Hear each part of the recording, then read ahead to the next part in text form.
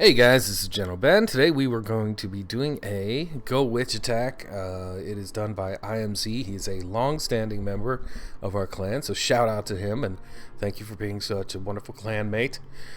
So we'll get started here in a second.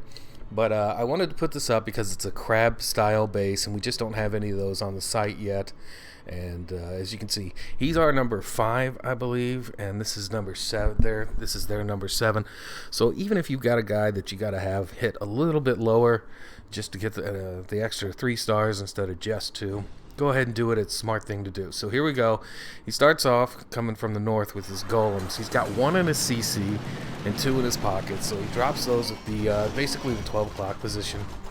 And let's just let it kind of run through here. You'll see what he does as far as dropping his witches and getting those down at the proper time. Gets all of his offensive material on the table and gets it going forward.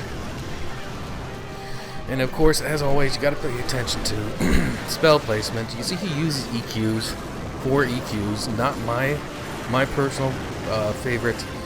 But again, everybody uses their own style, and use what works for you. Don't listen to other people. If you try to take a little bit of advice, but use what works for you. So he's got everything down. It's already doing its thing. He used a little bit of a haste spell in the middle, used a rage, and again with the free spell to free that eagle, because those eagles do a lot of damage on the mass witches. So he popped his Warden's Warp ability at just the perfect time to keep him safe.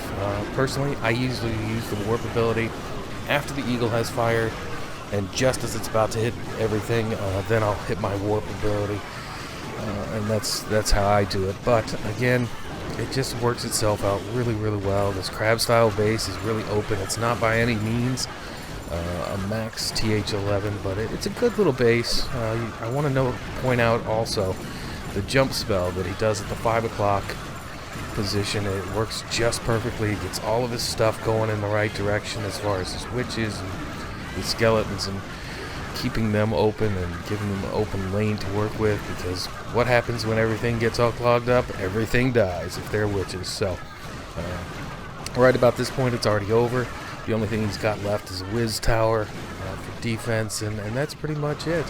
So we'll just let this run through, and feel free to subscribe to the site, like anything you see, and please do post in the comments, because I do pay attention to them. All right, thanks, folks.